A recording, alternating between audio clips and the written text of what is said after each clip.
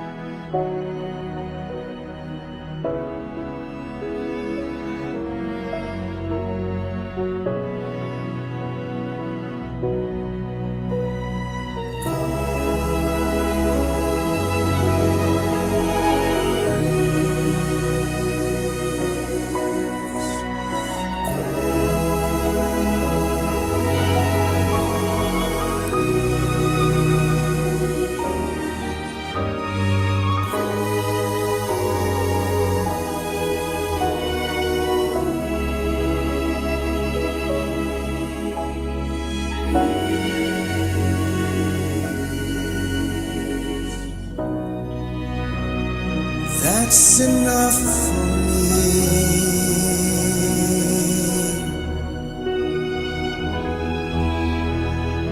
That's enough for me.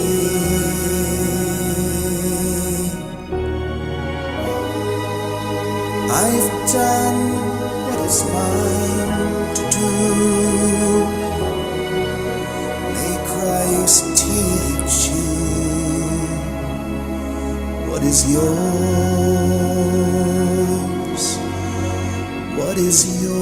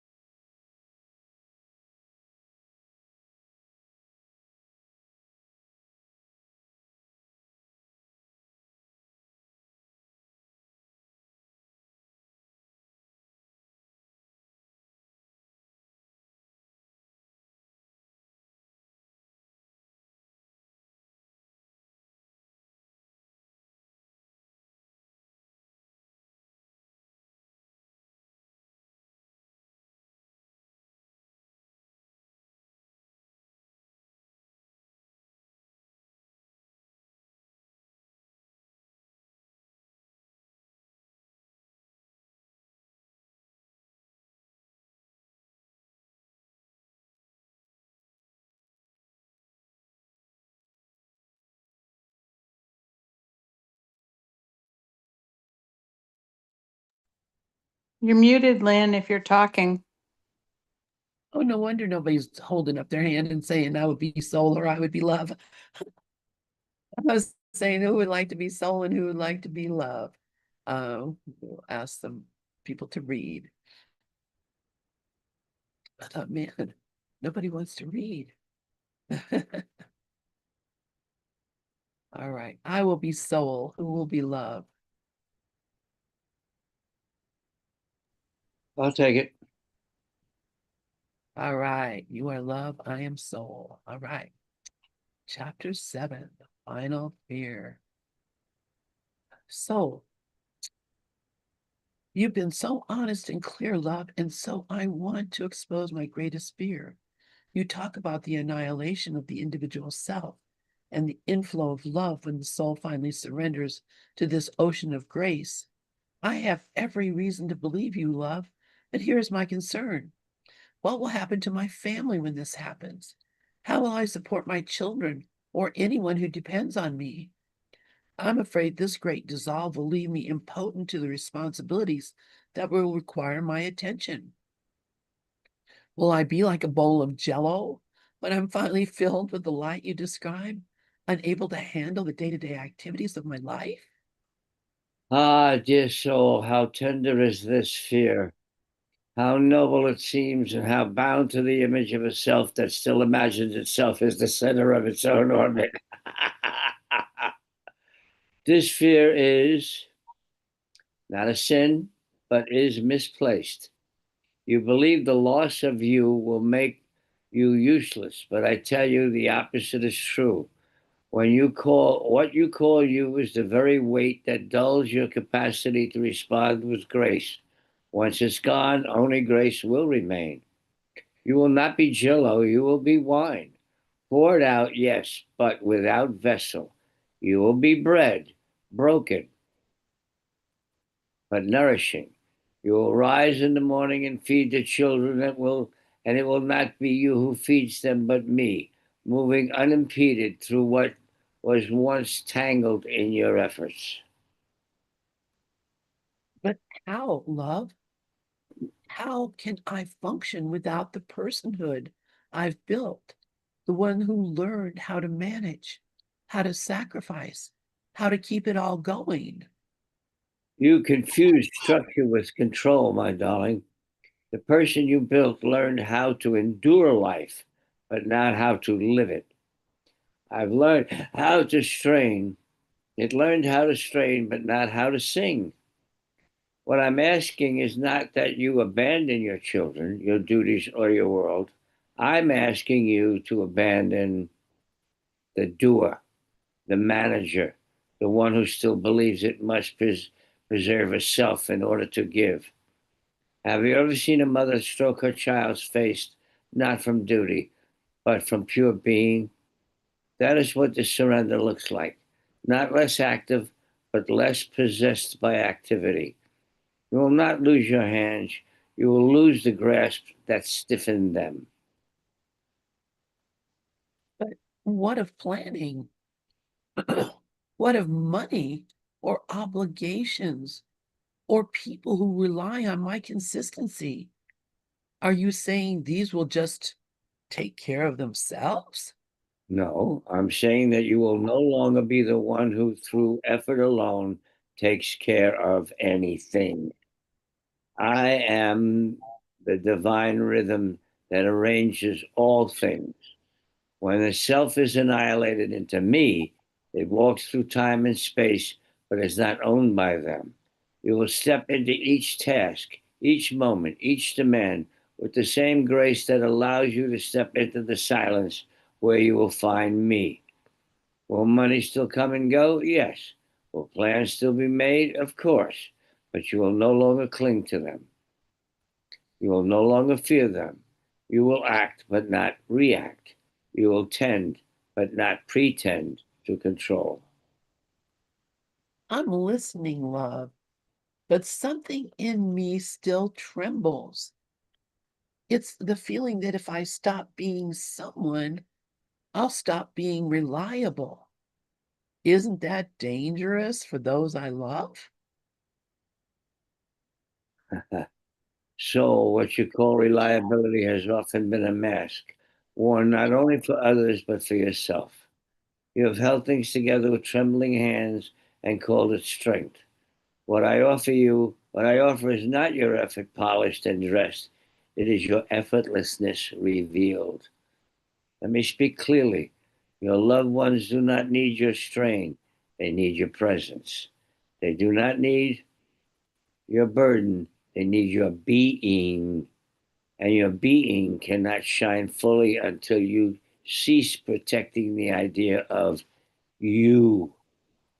Will they notice a change? Yes. Will they question it? Perhaps.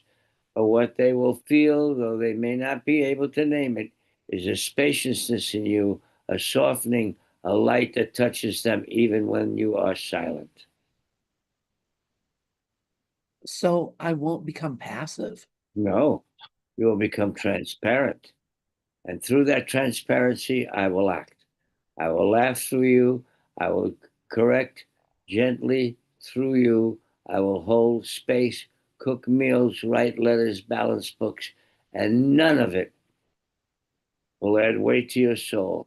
For the one who once feared being crushed by these things will be gone. You're afraid that you will melt. I say, melt gladly. Your fear becomes useless, I say, because useless to your ego and infinitely useful to me. But what if, as I dissolve, they cling to me even more? What if they resist the change they feel? That is not yours to solve. You must not become a shield between others and their own lessons.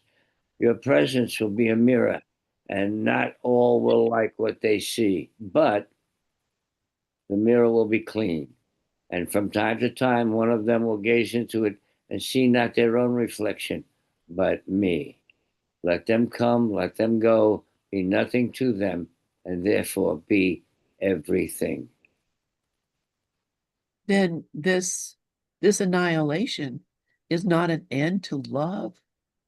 No, child. It is the end of possessive love and the beginning of true love. It is the death of love as attachment and the birth of love as presence. You will still hold your child, but now your arms will be made of air and light. You will still speak with your friend, but your voice will carry the weight of eternity. And when your time comes to leave this body, you will not worry who will carry what you carried, for you will, for you will see was never you who carried anything. I am the one who carries, and I am the one being carried. As always, there is only one, and within that one, love shines. Yes, I want to speak from here, though I confess I do not know exactly where here is. It feels like I'm standing at the edge of a great unseeable sky. A stillness has entered me, and I do not know what to call it. It's not confidence. It's also not clarity. It's more like an emptiness that doesn't ache. Perhaps this is what you meant all along, love, that I will not be left hollow, but would become hollowed out, not abandoned, but abandoned too. And now, as I gaze upon the task before me, the dishes, the deadlines, the children's needs, I don't feel crushed by them. I don't feel inspired by them either. I just feel available. Is this what it means to live annihilated? Yes, my sweet soul, you have stepped into the sacred ordinary. This is the secret the saints could not always explain, though they burned with it. To live without self is not to live without action, it is to act without residue. What you do now leaves no ash behind. There is no self image to protect, no virtues to perform, no fear to swallow, just the simple breath of God going in and out through you. And will I rise? And I will not rise alone. Oh, then I will rise, and I will not rise alone. I will not say I must. I will not say I should. I will simply let what is needed come as easily as breath, as naturally as morning. No longer will I perform devotion like a part in a play. I am devotion itself now, without posture, without script, without any me to direct the scene. And still, I feel love for my children. But it's softer now, not a hook, not a chain, more like sunlight falling on their faces, even when they're not looking at me. Yes, now you love with my love. Now your gaze is mine. Now your work is mine. This is what you feared would take you away from those you love, but it brings you closer than you've ever been. It strips away the need to be seen so that you may truly see. You thought surrender would make you float above the world like a cloud. but now you see you are kneeling deeper into the soil of life than ever before, rooted, quiet, real. Yes, real. That's the word. Not righteous, not inspired, not wise, just real. And that's the end of that chapter. And I think, I don't know, did we read this? It doesn't matter because what we just read, I would like to maybe stop and talk about what the state of mind is that we reach when we're no longer believing that we're the separate self and that somehow or the other my contribution to life is necessary for things to be okay. And I know for myself, I, as I was reading it, I was absolutely recognizing that is, that's probably one of mine and many people's biggest fears is, what about all this investment I have in my family, my business, my job, my activities? What will happen if I'm just not there making it work? I'm not the one who's guiding it and arranging it. And that is, I think, a great fear that we have of letting go is that, you let go and then everything is going to go to hell. Or you're so important. I'm so important that the world would not turn without me. Uh, I think I'm thinking about Mary Magdalene and Jesus Christ Superstar when she's singing to him, "Let the world turn without you tonight." That's a real thing. Let the world turn without you. Karen, yes, please go ahead. Yeah, thank you, Lynn. I really appreciate that share. And what first came to me when you were speaking was I'm going to paraphrase this quote by Krishnamurti. He says, to let go of your attachments now while you're alive, because you're going to have to let them go anyway when you die. So let them go now and see what happens. And I always love that quote by him because it's like, it's like start letting go now. And I noticed with myself, with my, you brought up children and your attachments to your family and everything. And guess what? Anything I do or say, my daughter's going to do what she wants to do anyway. So it doesn't even matter if I'm there or not half the time. Now I know she would miss me and I would miss her and all that, but like I can't change anything. I don't have that power. But and when you have, how it is with health problems. When you have health problems and your body you feel like your body's deteriorating. All you have is your mind, really. So you don't really care. Yeah, I don't care anymore as much. It's like I honestly, this might sound morbid, but I'm looking forward to death. I'm actually looking forward to. I welcome it. I actually welcome it. And I just am letting go of my attachments now, and it's a slow process. But I'm forced to. I feel forced to because everything that I held on to, I lost without even. I had no choice.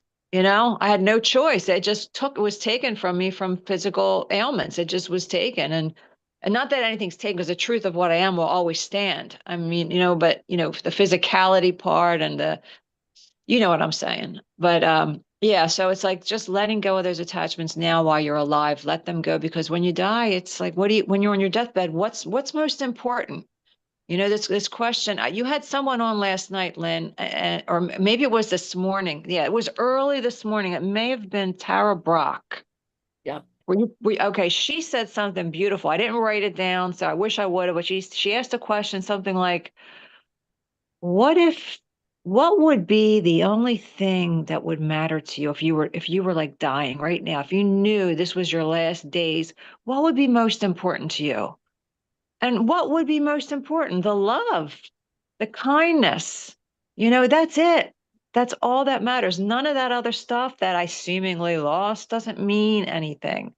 So yeah, it's just from me letting go of the attachments now. So thank you so much. It's such a great share. Thank you, Karen. And I do appreciate everything that you said. And the idea of death, I don't care about it one way or the other. I don't feel it connected to it in one way or the other.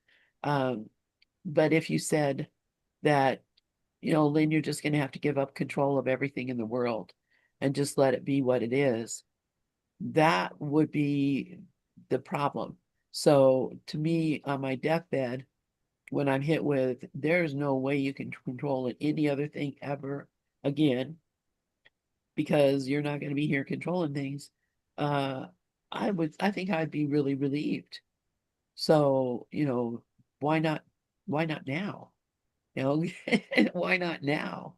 Nanette, please go on, or Nan. I'm going to call you Nan. I like that better. You call me Nan. That's good. Hey, I family. like Good it. to be here. Yeah, that was a great reading. And what it invoked was about the repurposing. Holy Spirit repurposes uh, everything. When I ask, Holy Spirit, correct my perception. Truth will correct all errors in my mind. I'm willing to be willing to be willing to be willing to be a hollow bone, a hollow bone. And it's interesting because you see in the reading, like that, the the voice in the head, the egoic illusion. I like to refer to it like a parasite looking for a host for transportation, wanting me to think it's real in any way, shape, or form. My personal journey, especially through addiction, in brushing up against that, the idea of death and the body no more being here, I was pushed right up, and in that place brought to a bottom where there was a rearrangement of everything, uh, and then little by slowly just detaching from all material, everything. And the idea of like family, the idea of tribal connections, these are all for me, they're just codependent patterns. That's like, it's all like, you know, like poison to my soul in some sense. The only reason I'm here is for the Holy Spirit's purpose, for the extension of love itself. I love how the Course, it's, to me, it's such a beautiful promise that when when the Holy Spirit's use of the body temple is kind of, I'm paraphrasing it, done, it gently lays it aside. So yeah, in this seeming world of duality, we're each a different instrument. Somebody's a drum, somebody's a piano, somebody's a harp, and the breath of spirit is playing it. So let spirit play the music. That's the beautiful music. Nan, the action figure, just needs to, and there have been, especially the past several years, just an incredible annihilation. But so sweet is the purification, because there's so much freedom when there's less thought, and there are gaps that there's just nothing, and yet everything.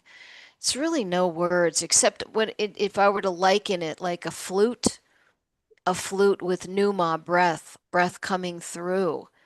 But this is just a vessel which will eventually be gone because it's not really solid anyway. So, yeah, hollow bone. And I was thinking about the Footprints poem too, as one part of Footprints poem. Thank you for letting me share, family. Thank you so much.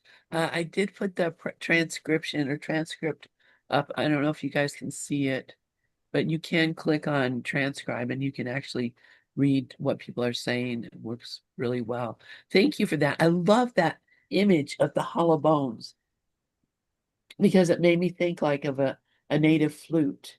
It made me think of all the beautiful sounds that come out of the flutes that uh, some are made of bone, some are made of reed, some are made of wood, some are made of clay, but they all have to be hollow and clear for the melody to move through them. And I love that. A beautiful, beautiful way of putting it, Nan. I appreciate that. And that letting go of everything is really the key to all of it. And uh so hard to do when I believe I can I have some way of controlling. As long as the ego thinks there's a way it can control things, uh, there's going to be a battle. But sometimes it takes getting to you to the end where like you're on your deathbed or you know you can't do it anymore. You need that to look and see this is how far I can go on my own. And it's not as far as I want to go. It's not as far as I can go. So, I gotta let go. Rico and then Brooklyn and then Rafi. Go ahead, Rico. You can call me Rafi. I'm used to it. Rico Rafi. Good evening, family and friends. Thank you for allowing me to be in your presence. I send you love and life from my heart to yours. Oh my goodness, that was so beautiful. Thank you, Rafi and Lynn, for the read. Thank you for the read. I appreciate it. Two things I want to share. I love Nan's share. I was hearing in my spirit, I was hearing one of my favorite instruments is the shakuhachi. It's a Japanese flute. And I was hearing that shakuhachi in my mind while you were sharing. I said, wow, yeah, maybe if I get a choice, I think I'm gonna go out with the shakuhachi because that sound does something to my spirit. It just takes me places I've never been. So thank you for bringing that up. And for my sister from another Miss Karen, I'm gonna tell you a little something about me. I love your share. I'm gonna support you in it. I would support anything you did. But for me, everything I let go of has claw marks in it. So it took half my life to meet you. I'm not letting you go. Not the love and the light that you brought into my life. I'm not letting you go. So you can be sure you're going to have claw marks on you. Thank you for letting me share. Thank you, Rico. God love you. Oh my God. Brooklyn, please go ahead. Oh, namaste, mighty companions. I love us. It reminds me to die before we die. Yeah. Uh, uh, Allow things to be exactly as they are. You know, and thank you, love, and thank you, soul. Beautiful, beautiful. And yeah, it's all about letting go when the world says, no, don't let go, you're missing. Look what you're missing. Or you should be doing, or it takes practice to stop listening to that. Thank you. Yeah. It takes noticing that you're listening, which is Mm. really what happens when you notice that you're listening to it, then you can say, what happened here? But for the most part, don't we think that it's normal? And these are my natural thoughts. And that's why this course is so beautiful because it really pokes at you and fine tunes that hearing so that you're recognizing, oh, I I I thought I was going along just fine, and I realized that I'm miserable and I'm thinking thoughts that are hurting me. And how could I have been thinking these thoughts that hurt me for so long without it? It's like the man with the tack in his shoe, and he's going along and saying, "Man, my foot hurts," but until he sits down and takes the shoe off, sees that his foot is bloody, and finds that there's a tack in the shoe, he's not going to do anything about it. And you know, and you can go for your whole life, you know, walking around with that tack. And until you decide that, hey, this is too much, I gotta let it go. And so beautiful, everybody's sharing. I love it. Please, Rafi, go ahead. Yeah, I love what everybody's sharing. It's so perfect. And of course, perfection is the only reality. But when I look back and I think, not when I look back, when I look at it now and think, well, what am I doing? Nothing. I'm divinely guided. I'm divinely provided for. I'm divinely protected. What is there to do? I am not the doer. It is happening to and for me, through me. So what am I? Divine conduit. We are all divine conduits walking around in these shells that we call a body, which are really just like little puppets. And but they're here to serve. They're here to do a job, and they're not real at all. And there's the paradox that makes it so. And so the more what smarter thing could I do than to turn everything over to a divine power, the divine power that runs this entire universe of love perfectly? Why would pick something? Why would I do something else? Why would I try this? Why would I try that? Let it do its thing? Shut up and just go with it. And all of a sudden, the divine conduit that we all are, I'm looking at a bunch of them right now, all of that stuff comes flooding through us.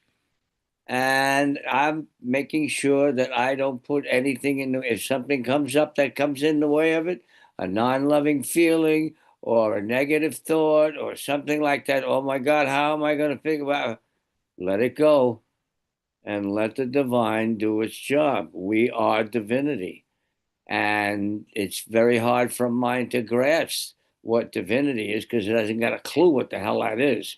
But if it's my mind, then I'm going to run it. It ain't going to run me. And so that's what I just wanted to share. Thank you. Thank you, thank you, thank you, Rafi. And that's it exactly. It has to come to a decision of who's in charge here. And recognizing that I can be in charge, which for the most of my life I thought I couldn't. I didn't think I could be in charge because I thought eh, oh, I didn't know anything about any of it.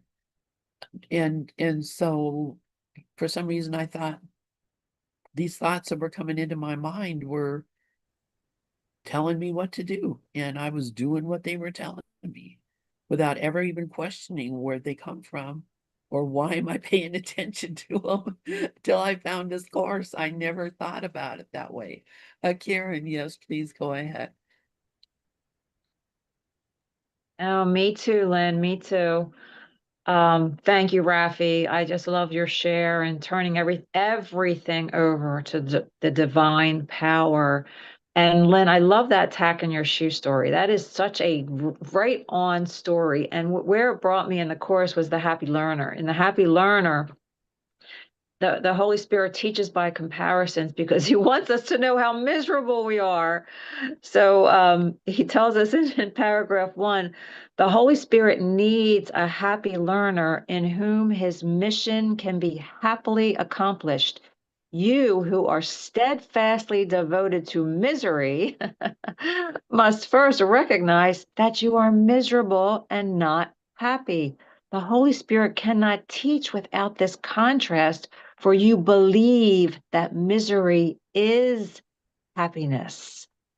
So it's like like you said, Lynn, we believe those thoughts and we think they're real. And that is the ego thought system is such an undoing. It's like a gigantic undoing. So I am just so grateful for that. And I'm so grateful that, it took a lot of misery, a lot of being miserable for me to finally, step back and let him lead the way, and I don't have to be miserable anymore. Now I know it's a choice. I know now that it's a choice. So thank you for that. I love that tax story. Thank you, Karen. Yeah, and it seems so silly now to think about, that I didn't think there was a choice.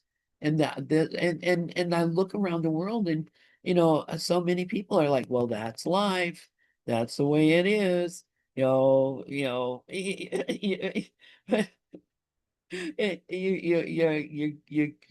born, you go through hell and maybe you have a couple little happy things happen and you get sick and then you die and that's it. That's life. That's life for so many people in this world because they don't have an idea that they can actually be happy, or they start thinking that happiness is in a bottle or in a drug or in, watching a television show or, going to Disney World or, how many things have we substituted for happiness? Um, because, we're seeking something that's outside of ourselves and thinking somehow or the other that we're going to find it there. When I take that trip to Bali, that's going to be the greatest thing ever. And I'm going to, for the rest of my life, be looking back saying, what a wonderful trip I had. Well, gee whiz, what about the trip I'm on right now?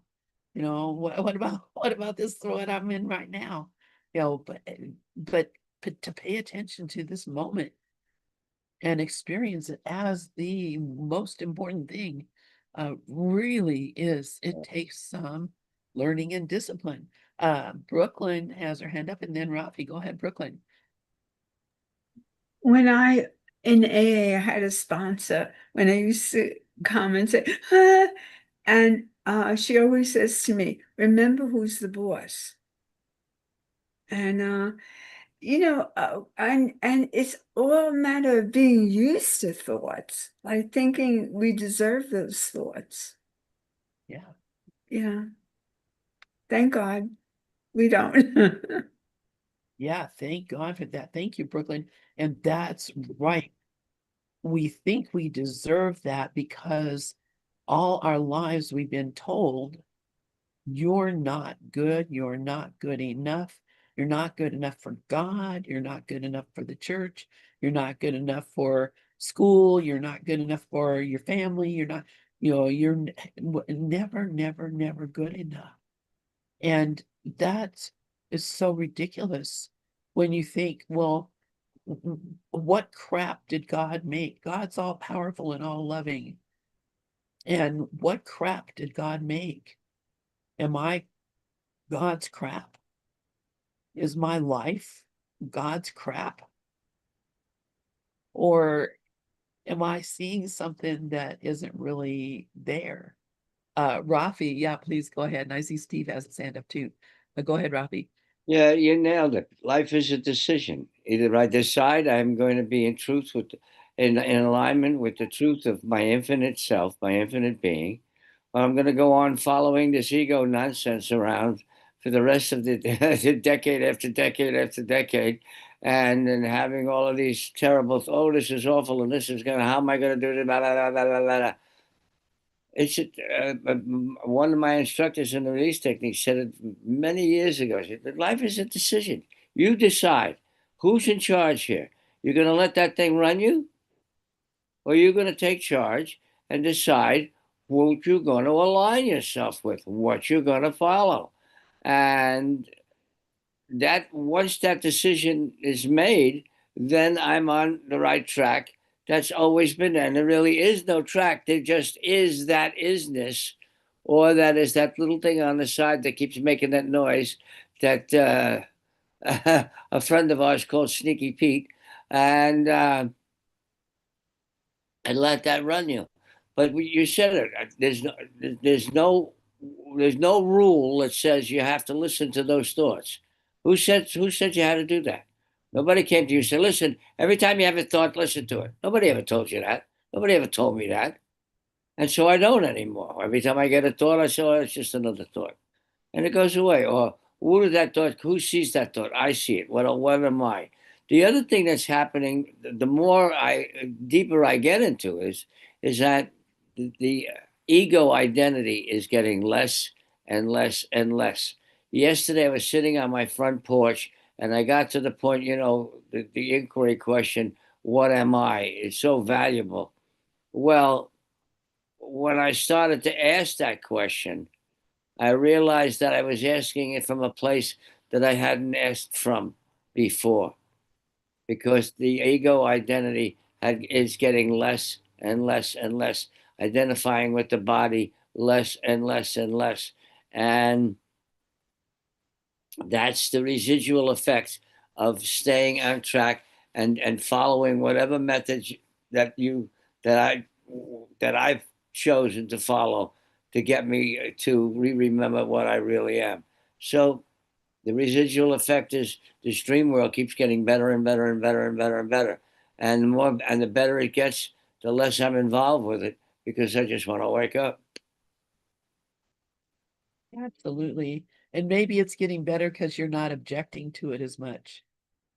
You're just saying, well, that's the way it is, and there's no objection to it. Because But that's divine feeding us. There's only one, the greatness of the oneness, and you get all that other stuff away, and it starts to I kind of use it as like God cutting through the dream and saying, "Here I am, and I'm you, and you're me. Pay attention." Okay. Thank you, Rafi. Steve, please go ahead. Yeah, I posted in the chat a response from my friend. What brought it about was I was saying that I notice, like today, I have this Excel thing that I bought, and it has problems. It doesn't really work really good at times. It just has certain snags in it. And then I think about, sometimes I'll walk out to my property and there's always something out of place. And I find in my mind is always finding things that are out of place. And we were talking, and he was saying that the actual heaven, it reminded me in our conversation, I think it's like Persian artists will deliberately, when they're done creating a painting or a mosaic, they'll put a deliberate uh, fault in it, an imperfection, because they understood, according to my friend, and I remember hearing that they did that, is that you've got the formless, which is perfect, but in the world of form, there's a certain amount of tension or something missing, something that needs to be. It's not perfection in the form; it's perfection in the formless. And where this whole idea of heaven on earth is not really that everything on earth is exactly where it belongs, but there's a certain surrenderness that can be, and relaxing and allowing imperfection and forgiveness. And that's what I posted his words, and it makes me feel okay. So my knee hurts, and rather than trying to fix it, I accept it. It's okay at the moment. That's not to say that it won't feel better tomorrow, but the idea of things come up in my life on a realistic day to day that will throw me off a little bit. And that's perfect that it throws me off, because it gives me an opportunity, like a blessed learning opportunity. And that's all I wanted to share with you all. Thank you. Thank you, Steve. Yeah, and that whole concept, I know I've heard that with Persian rugs, that they always put a flaw, miss a stitch, miss something, because only God is perfect. Um, I wouldn't have to do that because there'd be enough imperfections. It'd be pretty clear. But if I was so great that all I could make was something perfect, I would make it perfect. because God is perfect. That's right. Rafi, yes, please go ahead. Keeping it as simple as possible. You were just laughing and feeling happy. That's God. Okay? If you're happy, that's God. If you're loving, that's God. If you're at peace, that's God. It's not, it's always there. It doesn't go away. It doesn't fluctuate. Uh, uh, it, it, it, it, it, it's so simple. And the simpler I keep it, the more powerful it becomes. In the morning, I do this thing where I get into the pure joy of being, happiness, bliss. And I remind myself there's not somebody here feeling happy. Happiness is what I am. Happiness is being. Love is being. Peace is being. And that's what it is. They said, I forget who said it, God isn't some magical guy. God is being itself. And every time that happiness comes up, every time the love starts exuding from you, every time you're in a place of complete peace, that's being, that's God. And as long as I remind myself of it, it gets even more powerful and more consistent. Thank you. Thank you, Rafi. And yeah, that's it. I mean, happiness is what we are. And if we're not experiencing happiness, well, guess what? Jesus tells us really clearly in the Course, it's because we were reacting with a lack of love to one of God's creations. So the only thing that would make you unhappy is to not love, to experience, to object, and to have complaints and to look around and say, this is wrong and this is wrong. There's no reason for it. I'm not in a position to say what's right and wrong, because it's all right, or it wouldn't be happening. So, that's what I have to recognize, that most of the time when when I'm experiencing something not right, is because I am objecting to it. I think that something else should be happening. As long as I think there's something else that should be happening, I'll never be happy. I'll never be happy because I don't even know what it is that should be happening. And the all these things are happening, what, for our own best interest. That's the purpose of everything. Karen, yes, please go ahead. Thank you, Rafi. Thank you, Lynn. Thank you, everyone. I really appreciate this conversation. And, when I think of God's will for me as perfect happiness, I think of what he says in the Course. There's a couple of things that come to me. One thing is that the only real pleasure is doing God's will, and that God's will is that you are his son. So when I remember the truth of what I am, that's true happiness. True happiness is not being distracted by the body, not being distracted by whatever the body seems to be going through, but recognizing the truth of what I am, recognizing that the truth of what I am can still be at peace regardless, and God's will is that you are his son. So that means that everyone is the same. And when I can see my brother as the same and stop seeing differences and recognize that there is nothing to judge, as you said, I don't know what anything is for. What do I even know what's for my best interest, let alone how things should be. And when I let all things be exactly as they are, I'm doing God's will and I'm happy.